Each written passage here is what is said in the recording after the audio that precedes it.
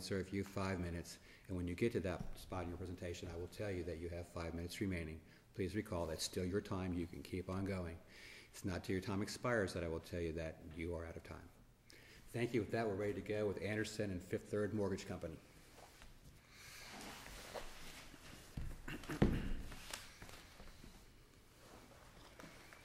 May it please the court. Good morning. My name is Dan McKillop. I represent Gail Anderson in this appeal. I would like to reserve 5 minutes, Your Honor, of my time. Ms. Anderson appeals a final judgment of mortgage foreclosure granted in favor of Fifth Third Mortgage Company after a non-jury trial. We've raised 2 issues on appeal, the key issue being issue number 1, which was that Fifth Third Mortgage Company demonstrably had no standing to enforce this note and mortgage at the time of trial. Okay, at the time of trial, but at the time the suit was filed, the note was attached with an endorsement in blank, correct? Your Honor, a copy of the promissory note was attached to the original complaint and the amended complaint. The amended complaint contains a lost note count, and what was demonstrably shown at trial via Fifth Third Mortgage Company's own responses to interrogatories was 2 things: that Freddie Mac was the owner of the note and mortgage, and that Fifth Third Bank, not Fifth Third Mortgage Company, was their servicer. I kind of followed that in your brief, yes, because getting the facts right is real important to determine, as it usually is, but in this case the facts are somewhat convoluted. So let me ask my question again. Yes, sir. Because you didn't really answer my question, you jumped over to other information. Yes, sir. At the time the lawsuit was filed, an attachment to the lawsuit was a copy of the note endorsed in blank, correct? There was a copy of the note that contained an endorsement. It's not sure, I'm not sure from the record whether that endorsement was or was not signed, and Fifth Third Mortgage Company was the originator. But that does not prove that they actually held the note at the outset of the litigation, nor that they had standing to sue in this case. Well, okay. If it is an endorsement in blank, it means it's a bearer instrument, so whoever holds it has standing, correct? Whoever holds it at the time prior to the litigation would have standing. Whoever holds it at the time of trial also would have standing, neither of which was Fifth Third Mortgage Company, according to their own responses to interrogatories. Okay. According to their own responses, when we asked them about transfers, possession of the promissory note, their answers were repeatedly Fifth Third Bank and Freddie Mac. So their responses to their own responses to interrogatories underlie what would be, what I think that you're getting to is the normal assumption. The assumption is they brought the lawsuit. Eventually, after an original complaint, an amended complaint, they file in 2013 a copy or the original promissory note. And I believe what Your Honor is getting to is, shouldn't we assume that they're the holder? I'm just trying to get to the bottom of these convoluted facts. Yes. Really, that's truly all I'm trying to do, because I read your brief repeatedly and your opposing counsel's brief repeatedly, and the facts didn't really jump out of either brief such that I could really quite get the idea what happened here. So that's where my questions are. So I'm not done yet, if you don't mind. No. So the plaintiff in the foreclosure, was it mortgage, or was it bank, or was it both? Neither. It was only mortgage company. Okay. It was the Fifth Third Mortgage So Company. at what point did bank become a party in this case? I have no idea. Well, how are they a party on appeal? They're not a party on the appeal. They're not a party. They're shown in the style of the case. Fifth Third Mortgage Company is the style of this case. Well, then I'm looking at something. Okay, well, what I'm looking at is Fifth Third Mortgage Company, semicolon, Fifth Third Bank is the next party as the appellee in this case. Your Honor, I do not believe, I have copies of my initial brief. Well, I'm looking at it. So yeah. Somebody has penciled them in here. So I couldn't, that's why I'm asking these questions. Yes, Your This stuff does not add up. No, Your Honor. And that is ultimately the point, is was there clear and convincing evidence at the trial? So what your position is, Fifth Third Bank is not an appellee in this appeal? That is my position, Your Honor. And they were not a party below? They were not a party below either. Okay. So we just have somebody added into the style of briefs here just because? Well, let me be clear. They were not the plaintiff below. Okay. If I can double check. They might have been on a second mortgage. It wasn't a question I was prepared for, but I do have a copy. Well, I didn't mean to. Fifth Third Bank was a defendant. Well, you know why it's important? If this is a bearer instrument, and we're talking about the holder of a bearer instrument, and it was attached as an exhibit to the original complaint, I don't think it really matters me untangling these facts, because one or the other of them was entitled to hold this endorsement in blank as a bearer instrument and had standing. That's why it's important. Fifth Third Bank was named as a defendant because they had a second mortgage, or they were named as a defendant. They were not named as a plaintiff. Fifth Third Bank was never brought in as having standing to enforce this promissory note. And I would agree with you, under certain circumstances, the plaintiff, if they are able to prove that they held the promissory note at the outset of the case, and that they were still suing in that same capacity at the time of trial, that they would be entitled to enforce, and they would be entitled to that, what we can call assumption or a benefit of the doubt. However, their own responses to interrogatories must override that. Their own responses to the interrogatories showed that they did not claim to have standing as being the holder of the promissory note. When they were asked questions regarding who is the holder of the promissory note, Fifth Third Mortgage Company's answer was Fifth Third Bank. Fifth Third Mortgage Company's own responses, which must hold more sway, I would suggest to this court. But the testimony at trial and the responses to discovery on this issue weren't always consistent. I believe that they were consistent throughout. They always said Fifth Third Bank was the holder or was the servicer for Freddie Mac. Their responses to interrogatories always got to that. Reading the transcript, I see at no point in time the witness said that Fifth Third Mortgage Company held the note at the outset of the case. And I might point out that the witness was from Fifth Third Bank. The witness was not from Fifth Third Mortgage Company.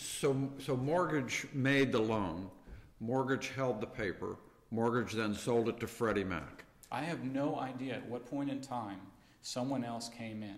All I know is that their response to their discovery says that the only person with any interest in the promissory note and mortgage is Freddie Mac and Fifth Third Bank. We specifically asked for them to state all the people that had any interest in servicing this loan, at any point in time had the loan transferred to them, had any right to enforce the note, and at all times in their responses to discovery, those answers came back as either Fifth Third Bank, Freddie Mac, or Fifth Third Bank as servicer for Freddie Mac. Okay. Fifth Third Mortgage Company. And the Mortgage was the plaintiff, Mortgage was the holder, Mortgage, at least at that time, and then the proof at trial was that Mortgage wasn't servicing, didn't own it, had nothing to do with it. If anything, it might have been Bank that would have had a position in this. Yes, Your Honor. And I would also point out that, again, the amended complaint includes a lost note count, which this court has dealt with many times. Once the plaintiff has taken the position that the note is lost, it then becomes more of an issue at trial.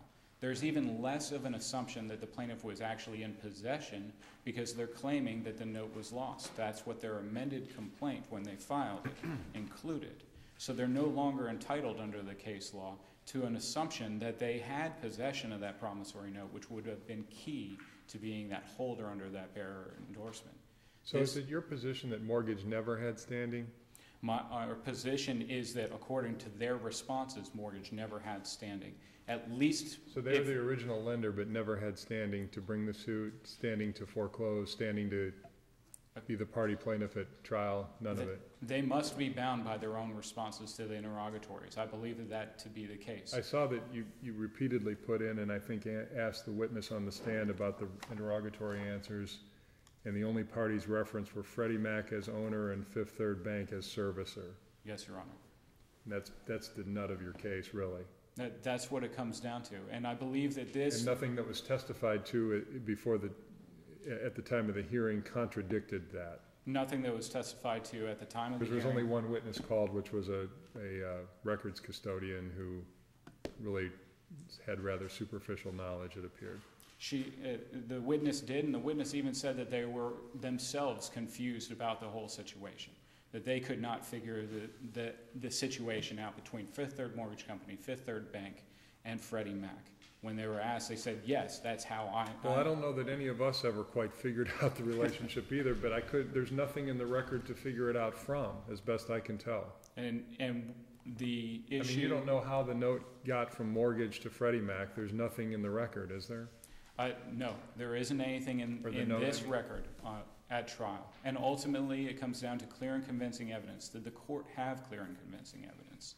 This court in May versus PHH just recently, which we also provided as a supplemental yesterday, dealt with a similar issue, stating that in that case, in the May case, PHH Mortgage could not prove by clear and convincing evidence at trial, based on the transcript that was before Judge Sleet, that PHH Mortgage had standing at the outset of the litigation. Here it's even worse because we believe that the interrogatory responses state that Fifth Third Mortgage Company did not have standing at the outset of the litigation. Well, once again, if it's a blank note, it's a bearer instrument, but it sounds to me like you're not even sure it's a note endorsed in blank, is what I understand you to say, that it's... Yes, Your Honor. Okay. And because of the lost note count, we're not even sure they had they took the position that they did not have the note at the outset of the litigation. they took the position that the note was lost. And their interrogatory responses, which I believe, again, they're bound to, state that somebody else was the party entitled to enforce. And we gave them every opportunity. Ms. Anderson's questions get to state all of the servicers for the loan. The response was Fifth Third Bank. State all of the transfers of the promissory note mortgage, and we got objection. That's irrelevant. But to the point that it's not irrelevant, Fifth Third Mortgage Company is the servicer for Freddie Mac. At that point in time, once they provide those responses, they should be bound by them. They were presented to the court. Now, unless I misunderstood, their argument in their briefs is that mortgage was a holder of the note, but that doesn't appear anywhere in the record. Yes, Your Honor. Is that accurate? That is accurate, and that is our position. And that is, I point out in their brief, their only allegation of standing. There is not another chain through Fifth Third Mortgage. Their only allegation is that they were a holder, and we don't hear about that until the time of the appellate brief. I agree. Yes, Your Honor. I'm not sure how much time I have left, but I can brief the second issue. Sorry. 8 minutes. All right. Then quickly I will brief the second issue, which is if this court were determined to rule against Ms. Anderson on issue number 1, issue number 2 still comes up, which is whether or not the final judgment is the independent judgment of the court.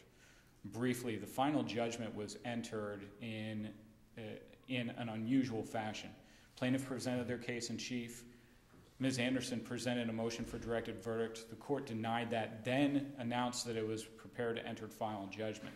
Ms. Anderson then presented that she had a case in chief to presented that.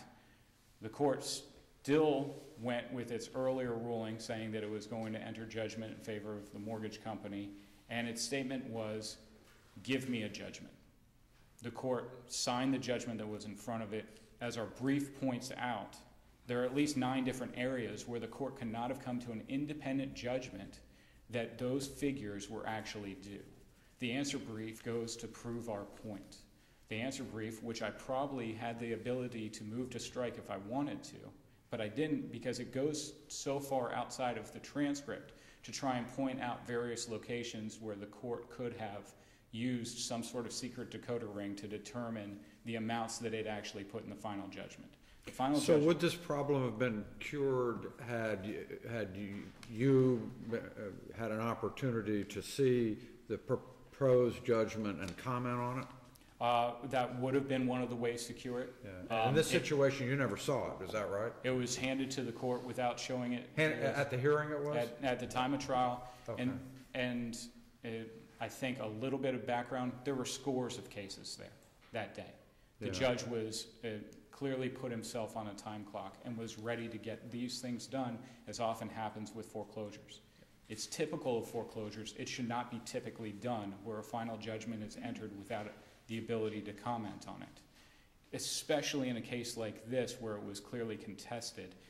And the way that the court normally gets around it is typically the witness testifies and says, I've looked at the final judgment, I've compared it to the the payment history and the two line up. Is Normally, there anything in the record that shows when the payment history was actually admitted? There's a point where the court reserves, and there's a point that the court says, well, it's been admitted, but there's no point where it says it's hereby deemed admitted. Is that correct? it does not appear on the record, and I was not clear that it was admitted to the court at And the all. court never asked, I assume you were there, right? Yes, Your Honor. I Never was. said, counsel, have you seen this, any objection? No, and it does not appear on the Okay. record. It was signed, done, next case. Okay.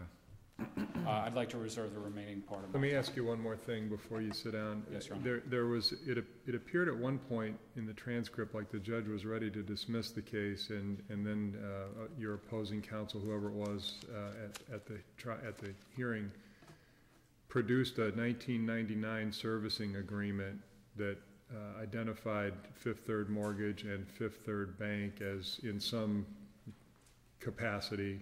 Yes, Your Honor. And can you explain what, if any, significance that agreement has to this litigation?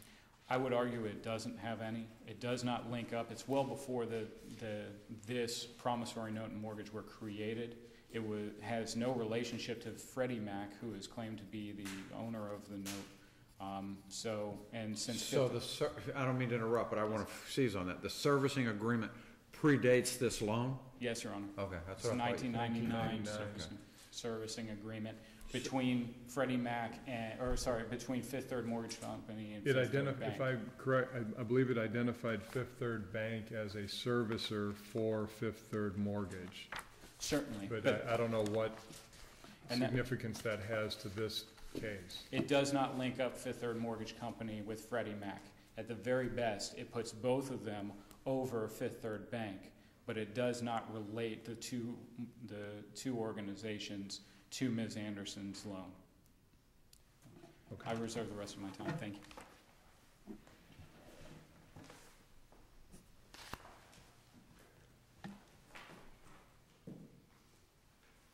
Good morning. I'm Karen Poser from McGlinchey Stafford on behalf of the Appellee Fifth Third Mortgage Company. First of all, I'd like to address the issue that there was a supposed lost note count in the amended complaint. That's not correct. It was actually a lost mortgage count that was included. It was never alleged that there was a lost note. There was never a point when it was disputed that the appellee had physical possession of the original note at the time of filing the complaint. Can you direct me to what in the record below connects Freddie Mac to Fifth Third Mortgage? Your Honor, I know that it does mention in the actual trial transcript that Freddie was now the owner and that there was a transfer, but Was the transfer before trial? I believe so, yes, sir. I believe that the loan was owned by Freddie Mac at the time of filing the complaint. Where would we find that in our At the time record? of filing the complaint? I believe so, yes, sir. Yes, sir. But it's still Fifth Third. Is that in the record anywhere? I don't believe so, sir, no, because in the end, it's still Fifth Third Mortgage Company's position that they had standing to file the complaint and pursue the action as holder of the actual note at the time of filing. So let's seize on that a moment. Yes, So sir. again, you heard my questions to your opposing counsel. Attached to the complaint appeared to be the copy of a note endorsed in blank. That's correct, sir. Who takes issue with that? You want to address that? Well, sir, Fifth Third Mortgage Company was also the originator of the loan. And so in the end, as far as we are concerned, we had standing to pursue the action at the outset. All that's necessary in order to... Did you have authority to pursue the claim at the time of trial if you did not own and you transferred the note? Yes, sir. Without a proof of a servicing agreement or an affidavit or a power of attorney or something? Sir, there's testimony from the witness that had said that Fifth Third Mortgage Company was servicing the loan, and that Fifth Third Bank... Who said that? The witness, Jill The lady Lorenz. from Fifth Third Bank? I'm sorry, sir? She was a records custodian from the bank? That's correct, and that is why there was a a servicing agreement that was entered into evidence between Fifth Third Bank and Fifth Third Mortgage Company, which allowed her to testify on behalf of the plaintiff. So even though that predates this whole transaction, it's relevant to establish the relationship between mortgage and bank in connection with these loans? Absolutely, sir, because that, are you referring to the servicing agreement? Correct. I apologize. Yes. And I know that that servicing agreement is dated, I believe, 1999. However, it renews every year. I forget what paragraph it references in. I think it's at the very end of that servicing agreement. It says that it's perpetual and it renews every year until terminated. And so as far as that particular servicing agreement is concerned, it still was in effect at that particular time, sir. Okay, but that servicing agreement says that bank will service the loans made by mortgage, right? Yes, sir. Okay, and then, but we know in this case, at some point after mortgage made this loan, Freddie Mac acquired it. Mm-hmm. Yes, right? sir. So that servicing agreement contemplates these assignments and the continuing service arrangement when they've been acquired outside of the Fifth Third family? Yes, sir. Okay. Yes, yes, Okay. that's what the agreement Okay. contemplates. The agreement binds Freddie Mac to a servicing agreement that they didn't sign? I know that the It was servicing... created in 1999, rolls over. Freddie Mac now gets the note, and your argument is that Freddie Mac is now bound by this 1999 servicing agreement between the bank and the mortgage company? Is that correct? I'm making sure I understand this right. Yes, sir. Yes, sir. That is our position. And is there any evidence to show that the bank, Freddie Mac, agreed to that in this record? I know that there is evidence in the record referencing that the bank is to service on behalf of Freddie Mac, but I absolutely do agree that there are some convoluted facts, and the way that they were testified to were not ideal, I will admit. Well, there's some inconsistent testimony sir. is what's difficult, because and I can't point to where the inconsistencies Right. are as I sit here, but as I read this, there was testimony at trial and there were discovery responses Right. that would lead you in doubt as to who was actually servicing this loan. It wasn't 100% consistent any time that you read it. But then my question is, if this truly is an endorsement in blank of a note Yes, sir. that was attached to the complaint and there is no lost note count, why do we care? And Your Honor, in the end, that's essentially what I'm going to say now, is that none of that really matters, because in the end we have the originating lender, we have a note endorsed in blank, and that's actually initially payable to the plaintiff, and all that's needed at the time of filing a complaint is that that the plaintiff had possession of the note that has never been disputed, and that the note is payable to the plaintiff. And based on Isn't it been disputed when they said that it was sold to Freddie Mac? Doesn't that dispute whether the plaintiff still has the note? Well, Your Honor... Because if I understand it correct, nobody testified from the mortgage company that they were, at that moment in time at trial, that they were in possession of it. Right.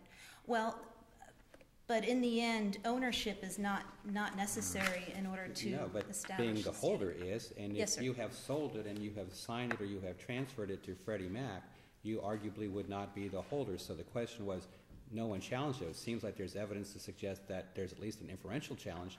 You claim to hold the note, and then there's testimony through the interrogatories or minutes saying, I sold it to somebody else who's not here, has no representative here, who doesn't testify here today, that they gave it back or assigned it or transferred it back or serviced it back to the originating lender. So there's some gaps here.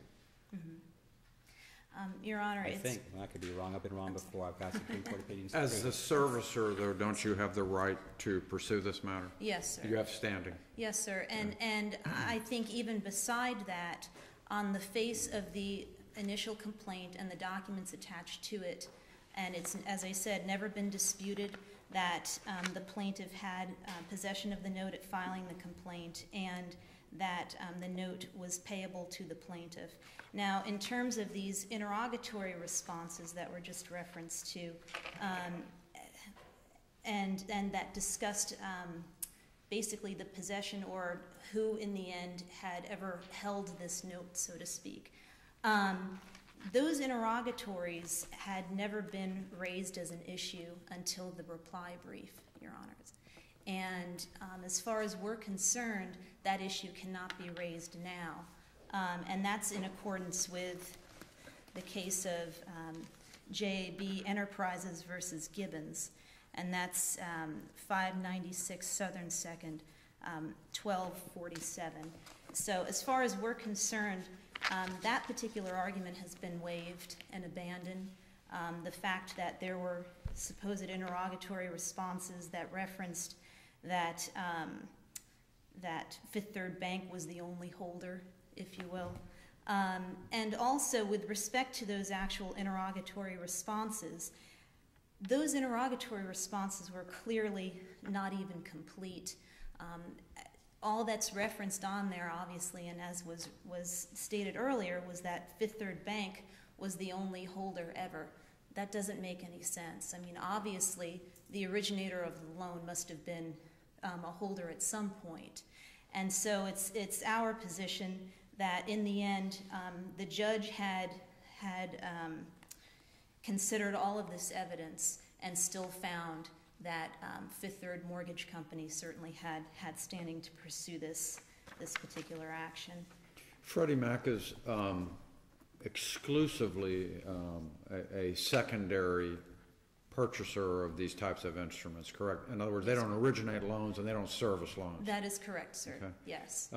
What about the second point, the final judgment, including all of these calculations, that there was no evidence in the record to support, and the opposing counsel didn't get a chance to see it and object and take a position on it, and the judge didn't ask whether he was satisfied or all those things. It was just handed, signed, and moved on. Right. That sounds like a problem to me.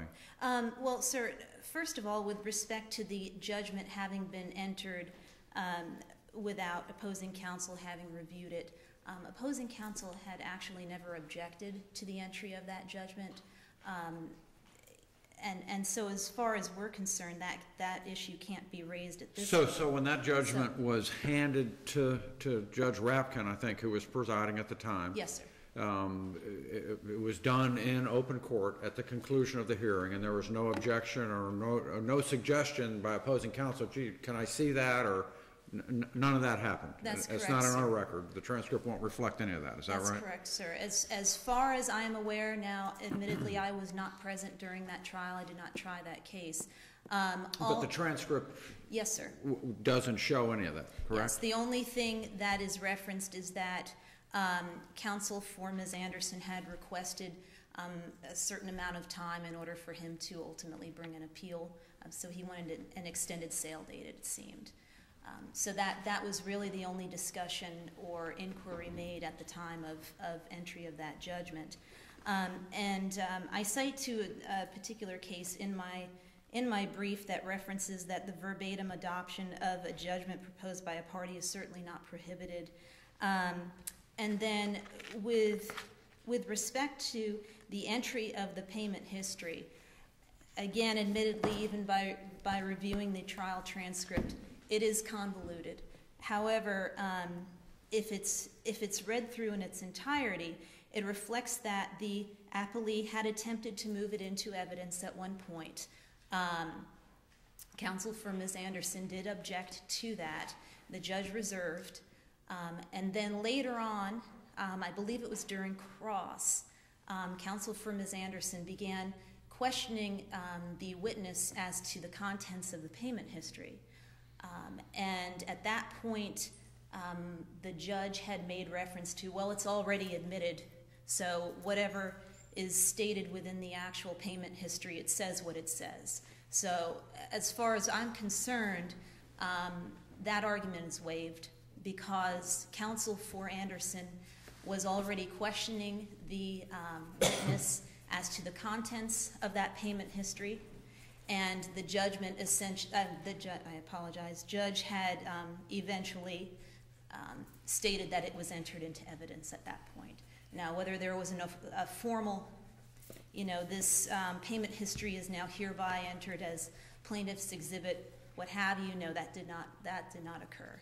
But as far as I'm concerned, that payment history was certainly admitted into evidence. And in terms of the actual figures that are contained within that final judgment, and whether they are supported by competent substantial evidence, I can tell you that opposing counsel does not give any case law that references that the trial judge has to actually sit and calculate all of the figures that are contained within the. No, but ordinarily the other side should have an opportunity to see it, take a position on it, and it sounds like this all happened really fast. Sounds like it happened at the end of a huge docket in a room full of people on a foreclosure rocket docket. That's what it sounds like. And it sounds like that no one said anything. It sounds like that maybe someone should have said something. The better practice would have been to have given that to opposing counsel before the hearing to say, look, if I prevail, this is what I'm going to be showing the judge, just so you have it. That would have been nice, but that apparently didn't happen here. Yes, sir.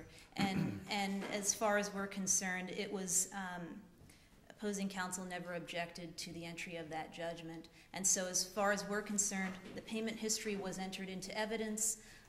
The figures that are contained within that final judgment are comport with the evidence which was contained within the payment history. And then to the extent that any of the figures within the payment history are not necessarily clear or accounted for or what have you, this court certainly has the ability to either modify that judgment based on what it believes the actual payment history or the evidence reflects, and alternatively it also has the ability to remand as to damages only, so that damages can be determined at the lower level, Your Honors. So as far as we're concerned, again, this final judgment should be affirmed. Standing was proven at the time of filing the complaint, and the final judgment is certainly supported by competent substantial evidence, Your Honors. I have nothing further.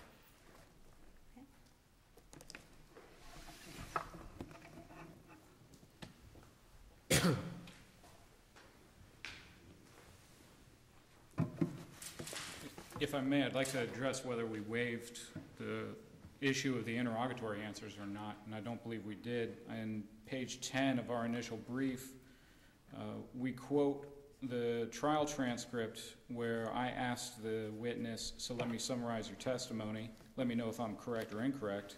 Your testimony is Freddie Mac owns the note and mortgage and that Fifth Third Bank is the servicer for Freddie Mac. Answered by the witness is, yes, I believe that is correct. The next sentence, these facts were further corroborated by the interrogatory answers which are entered into evidence during Ms. Anderson's case in chief. So we cite to our interrogatories specifically in our initial brief and in our reply brief. As to the new argument that Fifth Third Mortgage Company is somehow a servicer through Fifth Third Bank, that would be a completely different allegation of standing. If Fifth Third Mortgage Company's allegation is that they are now a representative of Freddie Mac, that was never presented to the trial court. It was never one of their allegations in either of their complaints, and in fact was never brought up in their answer brief. They cannot claim, or should be stopped from claiming, that they are somehow a representative of Freddie Mac, because that was never brought up until today. How about the issue of there was no count for a lost note, but there was a count for a lost mortgage, which then brings us back to who's ever holding the endorsement in blank has standing to bring this action. Yes, Your Honor. I mean, that's the simple, cleanest way I'm looking at this thing, so tell me why I'm looking at it wrong. Because in response to request number 21, where we asked Fifth Third Mortgage Company, state the names of all persons or entities in order of assignment who were at the time constructive holders or holders in due course of the promissory note obligating defendant in this case, the response was Fifth Third Bank. Well, that's interesting, except for the trial. I guess the facts came out a little differently than that. You know, so what are we to make of that? Are we to ignore what happened at the trial and rely on what happened, you know, an answer in discovery that got disproved at trial or modified at trial, or we got additional information at trial? Whatever we got something different at the trial. I don't know that we did get anything different. When I review the trial transcript based on what I see no question that asked the witness, was Fifth Third Mortgage Company in possession of the promissory note at the outset of this litigation?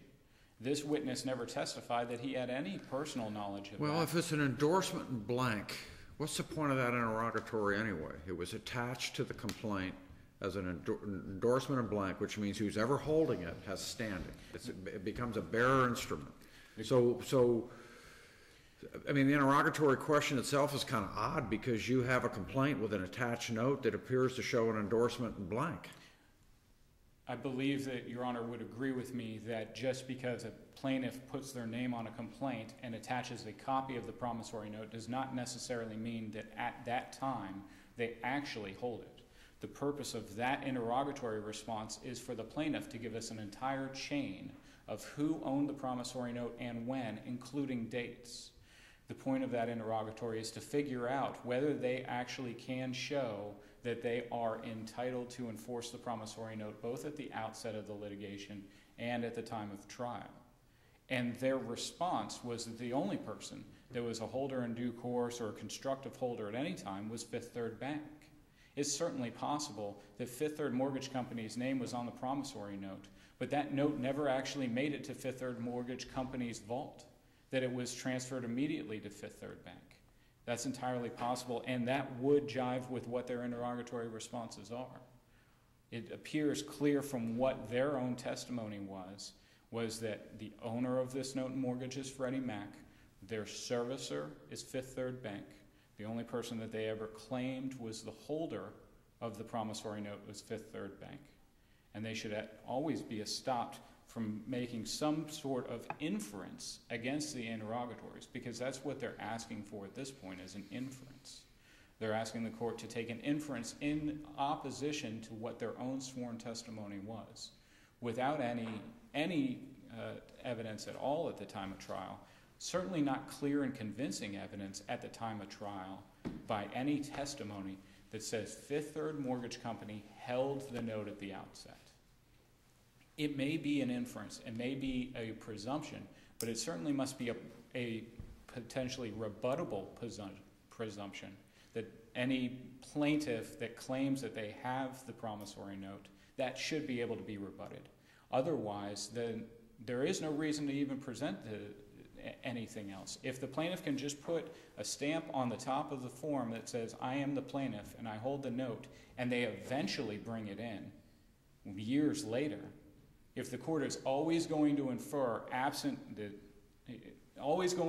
without any opportunity to rebut that plaintiff has the claim in that case, then that turns the entirety of what mortgage foreclosure cases should be and evidence overall. What about the judgment that was presented in court with all the items in it that you said you didn't get a chance to take a position on and you didn't object? What are we to make of your failure to object? I had no idea at the time what was provided to the court and what the court was entering. That the court here... You were there though, right? Yes, Your Honor. And your opposing counsel, at the end of the case, there was some... I'm sure the court said, do you have a judgment or something like that, and handed it, and you didn't object, didn't say, let me see it, you know, what's going on here? You didn't... The record's totally silent about anything you did. I believe that the case law still supports the position that even if the final judgment is entered without objection, it has to be the independent judgment of the court. This trial court could not have independently come to the decision that attorney's fees for that amount should be awarded because there was nothing presented in evidence to the trial court regarding attorney's fees. Well, what the trial court got was an unobjected to number. They got a final judgment that they had not been reviewed and had not been asked for opposing counsel. You are correct. I did not object at the time.